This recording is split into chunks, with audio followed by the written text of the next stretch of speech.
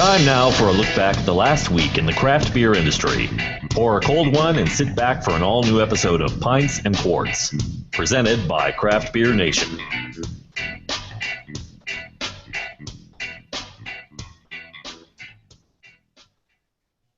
All right, well, welcome everyone to another episode of Pints and Quarts, a show presented to you by Craft Beer Nation. I'm the host, Matt Miller. Joined with me tonight is our regular panelists. I've got Victoria Perrigan, Randy Gardner Jr., Lola Laracy, Doug Nolan, and Gil Mello. And it is Thursday night. Today is November the 6th, 2014. This is episode 22 of our little show. And we have a special guest, two special guests tonight. One is off getting a beer, but if you give just a moment, they'll both be back.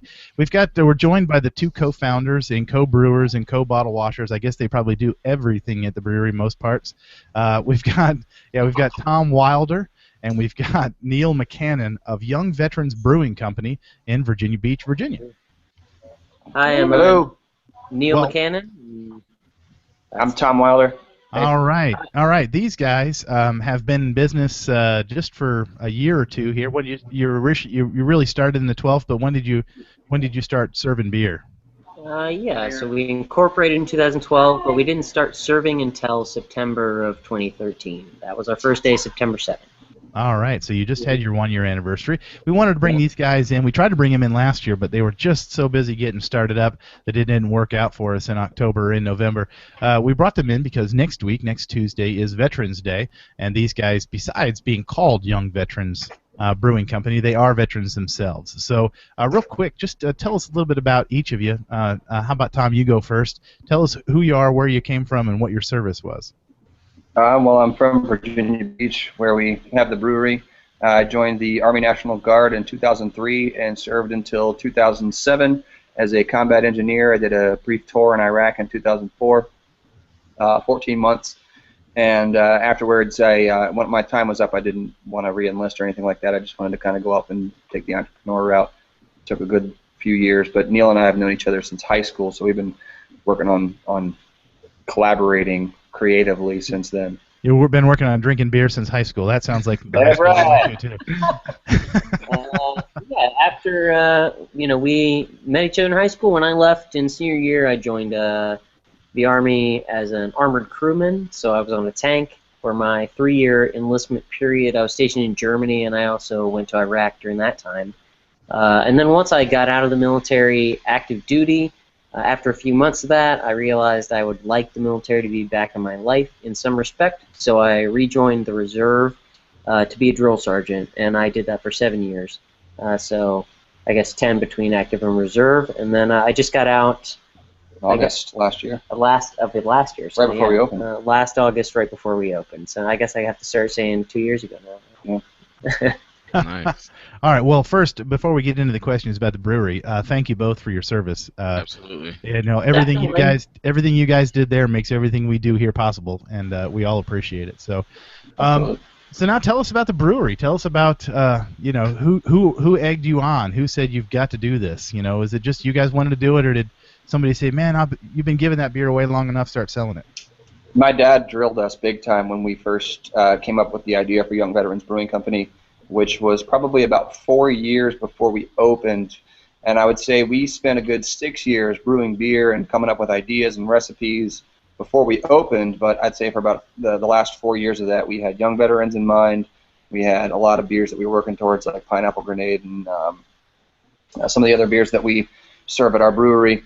But really, in the end, it just came down to perseverance and discipline because we had a guy who was on board with us who didn't end up pulling his weight, and in the end, Neil and I were left to do it all on our own, which basically added 2 years onto the startup. But once we finally got the investors and everybody ready, we got it going. Yeah. Was he a Marine? He needed a ride everywhere. Kind of thing. He was non-military for sure. Non-military. There you go. He had no. The idea was it was nebulous at first. Like a lot of beer brewers, we said, hey, maybe one day we want to open a brewery. After a couple of years of brewing together, we brewed unique beers. I think on our very third beer was the first time we broke from the recipe. So we only did the recipe a little bit. I've talked to a lot of brewers that have been brewing homebrew for 15 years, and they always go with the recipe. But we did a Zinnemann Weizen, I think, I forgot about that. which was a cinnamon applesauce Hefeweizen. What? We worked in Germany, and I think Hefeweizen was a real touch point with us. When we had been in Germany, I was stationed there, and Tom went there during his service, and we each enjoyed a Hefeweizen, totally separate and with no contact. It was our first real beer that we really appreciated that we would call the craft beer. Yeah. And so now It spiked the interest, absolutely. Yeah, our most popular beer today is a Hefeweizen. It's our Hefeweizen. It was one of the second beer we ever brewed. Yeah, and so I'd say Zinnemann Weizen was really the inception of Pineapple Grenade, which is our most popular beer. Which style of beer is that? The Pineapple Grenade? It's a Hefeweizen. It's a fruit hefe. What yeast do you pitch into that? We can't tell you that. No. That's proprietary information. You're already clear after that. You're all anxious to tell me what victory pitch is, but you won't tell me what you pitch. WB06. Yeah, the fermented specialty ale, and in the early days it was the White Lab Hefe 4. Hefe 4. Fantastic. For what it's worth, another one of our moderators, he's in the Air Force and he's actually in Germany right now, Boris Castillo. So hopefully he's awake and watching. Yeah, interesting coincidence. Yeah, I went back to Germany for beer school, and that was just great to see the German scene from those two different angles, as a young drunk and then as an older, more experienced beer drinker. As a young drunk and then an older drunk, yeah. Well, when you're in the Army, it's all just like, hey, I'm 19 and I can drink. Yeah, well, that's pretty cool. So let's talk about the beers you've got here. You talked about Pineapple Grenade, which you said is a fruit Weizen or fruit heavy. Mm-hmm. What else? There's the Semper Fi PA. What's the hop what's the hop build on that? So yeah, we talked about the Semper Fi, and we always like to say that Pineapple Grenade is more Hefeweizen than fruit beer.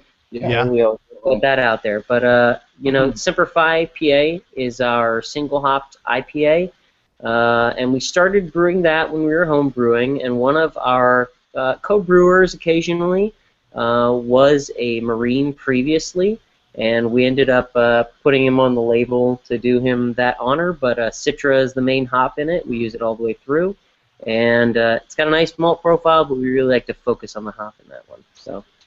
All right, so I'm extracting from that. You've got a Citra IPA, and the Pineapple Grenade is not a fruit first beer. You did a very nice.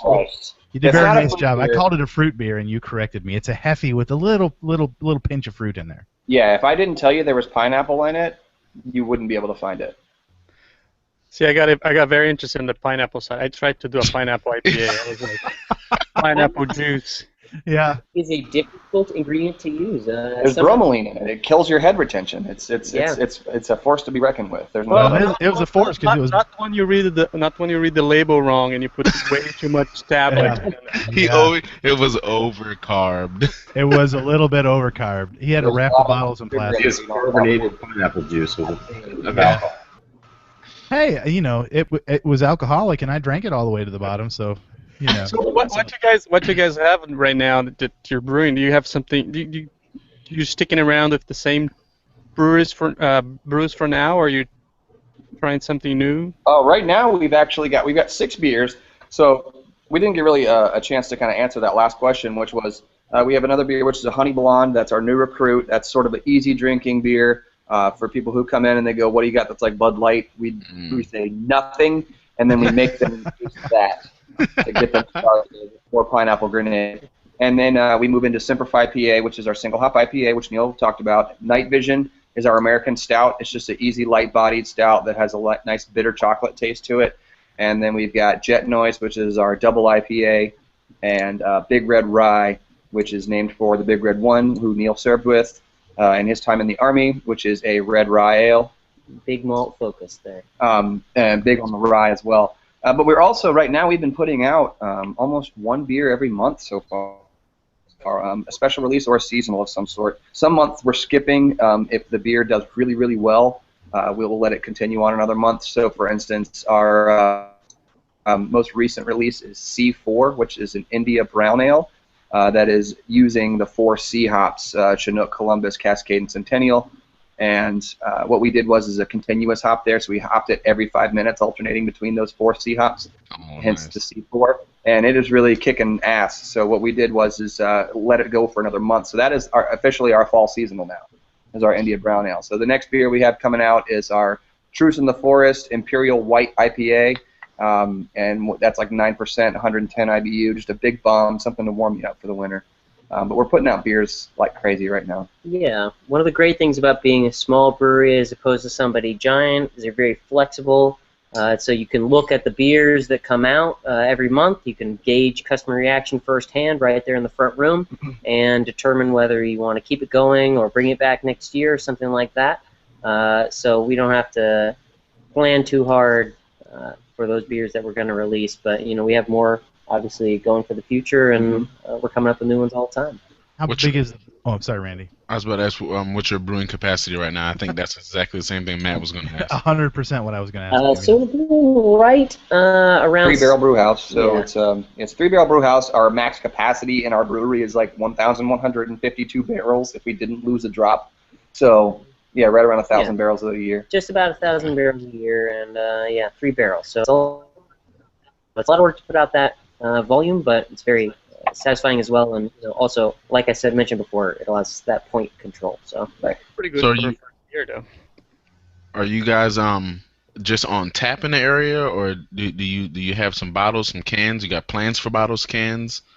We have plans. We're not doing any of that just yet. We're developing space at the moment. Expansion plans are in the works. We're actually at a friend's house now where we just had a meeting about some expansion plans. So we're working on that, but right now we're just on draft at restaurants and our own place. The beers that we've released in bottles have all been super limited, but if you want something to look up, one of our beers, Bravo Foxtrot, was a limited bottle release we put out a little while ago. If you Google that, you'll come up with some entertaining results. We like to use technology to put out a lot of videos and things like that. So yeah, if you look, you'll see a documentary about the making of the beer. Is pretty ambitious for us, and yeah, that's probably still out there in some form. Those are wax sealed bottles that are good for aging, so I'm sure people are still opening them somewhere. That's got to be pretty cool too. So, hey, we're running down on where we try to transition over to the news, but I wanted to ask you to talk a little bit about your buy a. What's your thing next Tuesday? Buy a veteran a beer. You've got an anagram for that, or a? It's called BAVAB, which stands for Buy a Veteran a Beer.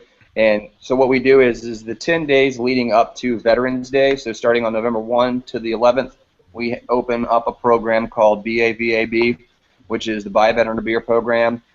So on Veterans Day, veterans can come in and they show their DD-214, or they show a veteran ID or some sort of identification that shows that they are a veteran or service member, and they can get a beer for free that someone has prepaid for them. And they can, typically we can do it about 2 beers. We try to be responsible with it so they're not just getting hammered for free. Yeah. But, we put a cap on about 2 beers. You can come in and drink for free. Last year we did it. We had about 200 beers, and then on Veterans Day itself, you're allowed to get a free beer if you're a veteran, and then buy more beers, and we continue it on throughout the day. Last year we ended up with like an additional 100 extra beers at the end of the day. Yeah, it was so popular we had to continue for a few weeks just to get rid of all those beers and give them to actual veterans. So we're really looking forward to what we can muster up this year, and we're looking for it to, if it's just one day of purchases, it could go on for an entire month. Yeah. Do you guys are you going to bring a food truck in and have a big deal on Tuesday then, or? Yeah, we're paying for veterans to eat for free. So that basically at the end of the day, the food truck will give us a tab that says, here's all the veterans that ate. But we're also doing it in unison with a special release, which is our double Dunkelweizen, which is called DD-214. So you're kind of in a dangerous place to offer free beer to veterans. I mean, Norfolk is not that far away. We've been in a dangerous place before as veterans, but it wasn't in a drinking scenario. Well, maybe it wasn't a drinking scenario. We've handled situations where it's like, oh crap, a carrier group just came in this weekend. They're all here looking for beer. How's the craft beer market in Virginia Beach? Like, is that something like do you find that you have a good location where you guys are? Oh, absolutely, right outside of two different bases, Oceana and Damnick. Yeah, and I'll just put out the flyer right there. We give a 15% military discount to past and current veterans every single day, forever. That's something that's pretty rare in our community because we are such a big military community. If you offer that discount, you're pretty much offering a large portion of the entire community because there's so many military people here. But we give it, and we're very proud to give it as military members and as members of the Hampton. So you've got beer and a discount for veterans. If you guys had strippers, you just would never, the doors would never close. I think there's some clubs down the road or something like that. So come drink at our place, and then you can take a drive or something. Whatever. Give them time. It may turn into stripping. Get enough beer. That's right. Get enough beer, free beers, and a veteran. He might start tripping up us. We have highly attractive bartenders, and that'll do for him. Oh, man. Yeah, that's all kinds of went trouble. down very fast. Yeah. Hey, anybody else got questions for these guys? I mean, this has been interesting. What else you got, Lola? You haven't talked much. I'm afraid my computer's gonna crash. Oh, really? If you talk. Yeah. Well, What's coming? I mean, you're making the C4, which sounds pretty awesome, by the way. I mean, do you guys just get drunk and come up with beer ideas, or The C4 was a real hit straight out of the tap. It was one of the rare ones that we drank at first go, and we said, we're going to make this one again. Coming up, I know we have our Imperial White IPA? Yeah, White IPA. Truce in coming the up Forest. again. That's in dedication to the World War II story about the Germans and Americans meeting in one house and basically having Christmas Eve dinner with each other. And the lady who owned the house forced them to lay on their arms, and they spent the night with each other. And there was a truce in the forest for the night. It's a famous story. You can Google that. During the Battle of Bulge, Ardennes. Yep. And then after that, we've got a couple other ideas out there floating around. Are you thinking about doing some crazy things? I mean, on a 3-barrel system, you probably aren't going to mess with things like, you're getting lacto or anything, go sour or any of those kind of. I would say that the main limitation on brewing on such a small brew house for specialty beers is that the overall volume that we can produce is low enough so that demand is high, like many other brewers right now, especially with the big craft beer boom. We're barely able to produce enough to keep up. And so we need to produce our main lines a lot in order to keep them in stock everywhere that wants them. And even then, we're still a little under. And so the ability to do specialty brews is really something that we have to squeeze into our production schedule. And so getting really crazy, you want to brew it in a small batch first, so that you can know what it's going to taste like before you put it out unmasked.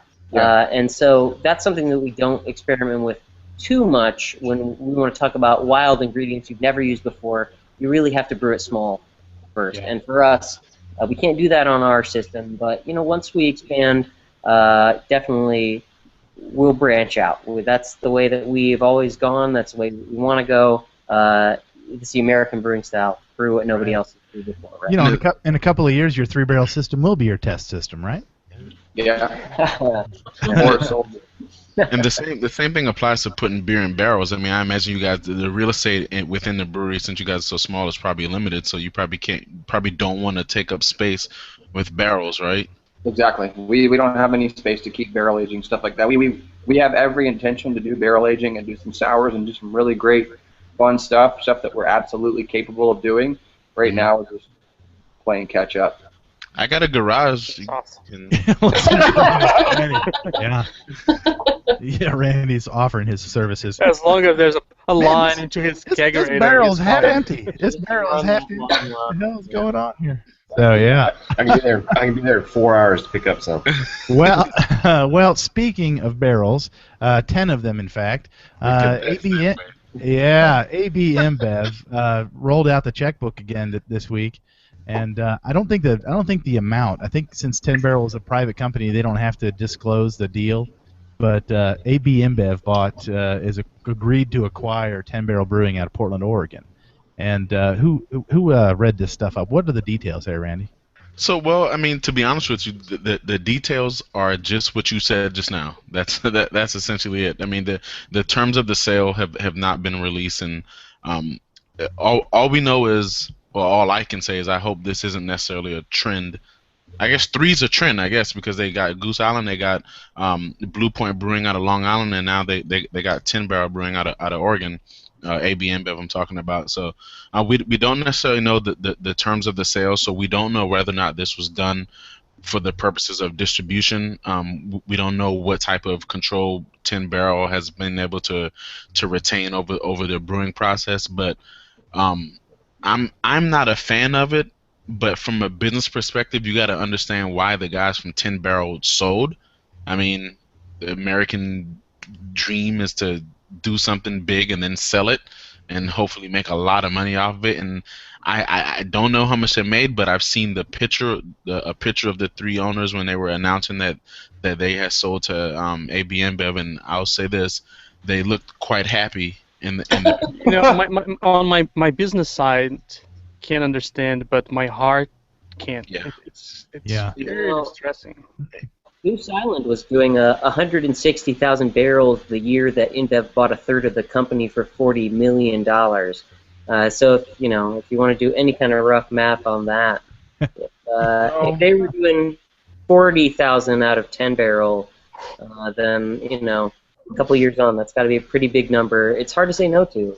And not only that, and because if you look at 10 Barrel, there's a lot of growth there, because in 2013 they did 23,500 barrels, and then this year they expect to do 40,000 barrels, and So they're not brewing on a 10-barrel brew house anymore. Right? I don't think so. Yeah, they have a second location. They opened a brew pub in Idaho, so which they do. They have like barrels just piled up, so they're doing a lot of barrel stuff. And their saison is pretty good. Have a good sandwich. Yeah, how about their beers? Have anyone enjoyed their beers before? I've never had any of their beers, but the article goes to talk about how 10 Barrel is really big over in the Pacific Northwest, which is a very competitive beer market, right? And these guys have been able to land brewers from places like Deschutes, you know what I mean? So I mean, they attract a lot of talent. They've done a collaboration with Stone Brewery and with Blue Jacket here out of DC that swayed, I think it was an Imperial Porter, a Suede Imperial Porter, something like that. So I mean, they have the chops, you know what I mean? So their sour, I love their sour. Their sour is really, really good. One thing though, they have the worst website I ever seen. Maybe that'll change soon. tell us how you really feel, Gil, Yeah, really. about that website. Anheuser-Busch is only grabbing a little bit of talent. They have the capability and the money. If they're cherry picking 10 Barrel, they've got to be good. Yeah. Well, and so once again, the business side of me comes out and says, well, if a brewery is doing really well, and that made them attractive enough for you to want to buy them, you don't think that Anheuser-Busch is going to come in and then try to degrade the product, right? You bought them because they were doing well and putting out great beer, so you got to hope and expect that you will allow them to still be who they are and put out the same great beer. And as a matter of fact, try to facilitate the process and give them access to even better malts and better hops so that they can do crazy things. More resources. I think that once upon a time, Anheuser-Busch threw their clout at people in order to buy their name, and then in some cases they degraded the product in order to make more money off of it in the short term. But I think that they see, as anyone with eyes can see, craft beer is improving, and people want the improved flavor, not just the name. So here's my fear. Like, look at the history. Look how AB InBev and Miller Coors became what they are. Was start buying every little thing and everybody around them. I'm just afraid that this is going to be all over again. History repeating itself, and they start buying everybody around. So I hope that's not the case. I think the cost is too high these days. There's too many breweries to buy. Yeah. Well, and honestly, I really don't care what they do, because if I go to my bottle shop and I swear off Blue Point, Goose Island, and 10 Barrel, there is still a lot of choice for me there. So if they, Matt, that's peculiar, because they bought Goose Island. We know the reputation Goose Island had, right? We learned tonight the reputation of 10 Barrel. Why in the hell did they buy Blue Point? I guess they wanted that blue. What was that wild blue beer or something they make? Well, they have They a wanted- market. They have a market for Yeah. known beer geeks, and that's Yeah. Whatever. all right. That's right. I mean, And I don't know. I don't really feel like that's much of a question. I feel like Blue Point's just as attractive as 10 Barrel. Looking at the popularity of both of those breweries, it might also depend on where you're coming from, or geographically. Because right now, I would say that I can find Blue Point beer everywhere where I'm at, but I can't find 10 Barrel anything. But is Blue Point amazing? Like, are they racking up gold medals at GABFA? Like, and Anheuser-Busch doesn't care. Is 10 Barrel? I don't know. I honestly don't know. But then again, I feel like the question there is if you're racking up golds and or any award at the Great American Beer Festival, and then Anheuser-Busch puts a buy offer to you, the more awards you've won, the higher that your requirement is going to be for that buyout. Yeah. As a brewery owner, when you're on the rise and somebody comes and makes a monetary offer at you, you've got to say, what could I potentially make versus what am I going to make in the short term off of this buy? Devil's Backbone, a brewery here in Virginia, has won a lot of awards at the Great American Beer Festival, and they've leveraged that into huge expansion in a very short time. And if Anheuser-Busch came to make them a monetary offer, I don't think it would matter the number that they threw at them. They would probably say, get lost. We've got the money already. Right. Yeah. I hope. Yeah. Yeah. All right. Real quick, we wanted to touch on our good friends at Noda Brewing. Announced a big expansion for them here today. Did anybody read that? I saw the headline on I it. did. Yeah, that's pretty awesome. They are moving down the road from where they are right now, which is a nice thing for them. Yeah, they so I guess once again, well, not GABFA, but the World Beer Cup, they're hop, drop, and roll, which we're all, well, maybe not all, but we're pretty familiar with. That's an awesome IPA that they brew, and because of the notoriety that beer has gotten, there's been a ridiculous surge in demand for their beer. So they have to expand now. Now that they'll be able to double their production, they're going to be brewing 20 to 25,000 barrels a year, which is up from 10,000 barrels a year that they brew right now. They're going to go to a 60 barrel system. Their current system is 15 barrels. So, and it's interesting the way that they're going about it is, they're not trying to buy the location. They're straight up going into a lease because they said that they want to be able to use their equipment use their capital to buy new equipment.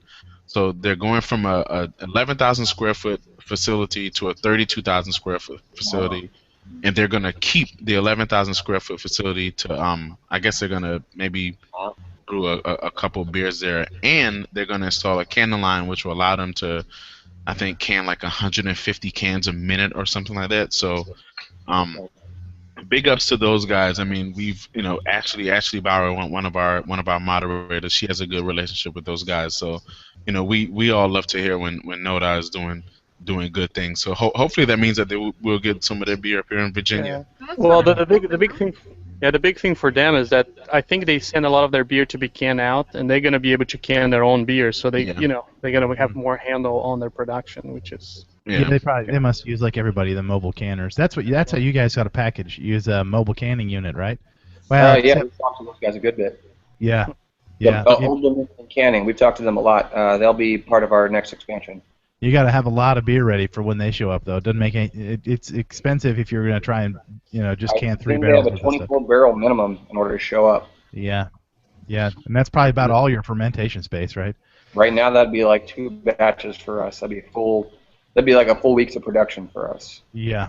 So real quick, the current facility, they're going to use it for barrel-aged beers and for sours. So expect some new things coming from Noda.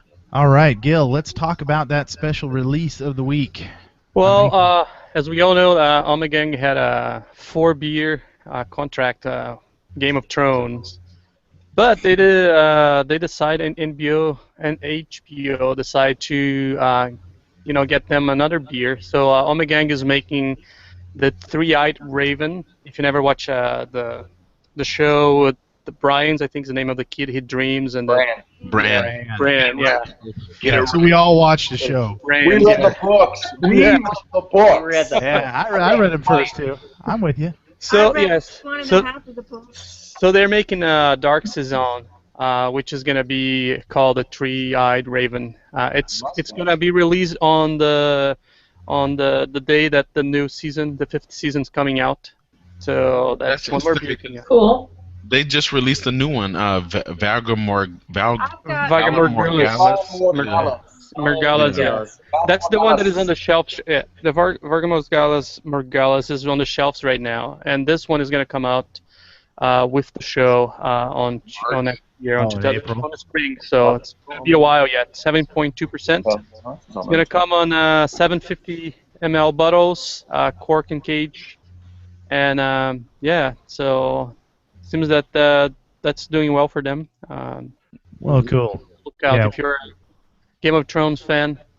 So Yo. spring next year. Great tie-in. If you're waiting on the Yeah. book, you know.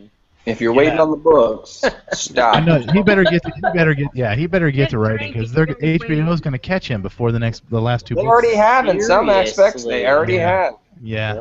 I saw this little comic strip where like normal kids are just like playing Soldiers or playing GI Joes, and he has like all his little dolls and things are like torn heads and bloods and ketchup around. Yeah. Yeah. Yeah. All right. Let's talk about releases. New Belgium's got something out. Their Accumulation, the white IPA, was released this week. I think I had that last year. I don't remember much about it. Is anybody? Yeah, That's it's just a decent warm beer. season. I mean, it's not amazing, but it's pretty solid, pretty decent beer. Yeah. Heavy Seas has got their Yule Tide 2014. It's a German-style Weissen Doppelbock and aged in Jamaican rum barrels. So that comes out today.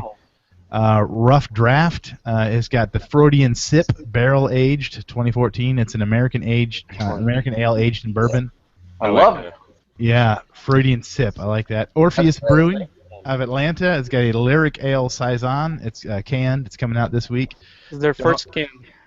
Yeah, Dogfish Head's got their Beer 1000. It's an American Pilsner made with 10 grains, 10 hops, and 10%. And I think they're packaging that with like a CD or something. It's a vinyl. No, it's a real vinyl. They're putting it's a real record? Because I think it's called the B1000 is the name of the record for the band. So they always do that music collab. That's that beer rap group that they The got. beer rap group with Sam in it. Yes. Really? Oh man. Closing the laptop. No joke, Sam, about that. I think we're about to meet him at a pour out here in a couple days. Yeah, we're gonna meet him We're gonna meet him next week. Yeah. Nice. Well, then you can give him more time about that, then. This pour out he's going to do. He's doing he's doing like a 60-minute through a Randall filled with a Zaka and another hop that I can't remember. Pacific Gem, maybe? Something starts with a P. Maybe Polaris. Pacific Jade. Yeah. Pacific Jade. Yeah, it's something. He's doing some crazy stuff. We're going to be in Boston for the Brewers Cumulus Supply U, Group. yeah. Brewers Supply Group, Cumulus U. It's their hops class, basically. It's a seminar in Boston. Yeah, last year. I'm sorry, what? Tell him how good Craft Beer Nation is, and tell him he should get on. And if anybody from AB InBev is watching, No, we'll totally do it. if anybody from AB InBev is watching, the Craft Beer Nation brand is for sale. We'll cash out too, yeah.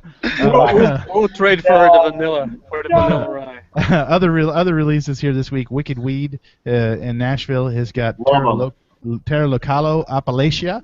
It's a farmhouse saison with Brett, brewed with sweet potato, honey, and grits. Oh boy. Terrapin's got their Muhu Mucciato espresso milk stout with lactose, coffee, cocoa nibs coming out next week. I think that's already been out, or is that we talked about it before? It was just a little longer on the lead-in. Yeah, it's just coming out. And Allagash has the Face-to-Face American Wild Ale brewed with peaches coming out the 3rd of November last week. A couple of festivals to get around to. Hershey PA's got an Autos and Ales on the 7th. What's that? Tomorrow. San Diego Beer Week starts tomorrow, running through next weekend. San Diego's Brewers Guild Festival is this weekend in San Diego County, California. Boulder IPA Fest is Saturday. Bright Leaf Brew Fest is in Danville, Virginia on the 8th of November. International Great Beer Expo is in Long Island, Elmont, New York on the 8th on Saturday. I don't know what SBN's Local Craft Brew Fest is in Boston on the 14th. That's next week. What are the dates you guys are in Boston? 12, 13, 14. Well, there you go. SBN's Local Craft Brew Fest is in Boston next weekend. Okay. We also have a craft beer festival here in Virginia Beach this weekend. November 8th will be the Pungo Craft Beer Festival, Saturday 1 to 6, and we're the official sponsors for that, being that we are the brewery that came out of Pungo.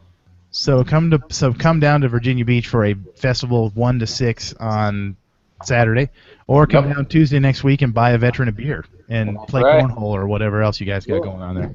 Music and all that. Yeah, Muzak. Attack of the Big Beers is in Charlotte, Nevada, North Carolina. North Carolina is in that's a V for sure. My handwriting's not that bad. And that's next weekend. And then also next weekend is the Festival of Wood and Barrel Aged Beer in Chicago. So those are the festivals that we run down here. Any final comments? Any final questions for these guys? All right. I say we let's. Awesome. Thank you guys. Yeah. That was great. Thanks for your time. Thank you guys for having us. This is great. And we're anxious to talk with you again in another few years and see how much bigger you've gotten. And my wife's family is from the Norfolk area, so I need to get down there and get some of your beer too. So do it. Thanks everybody. Until next week, find some good friends, find some great beer, and mind those P's and Q's. This has been Pints and Quarts, brought to you by Craft Beer Nation. You can show your support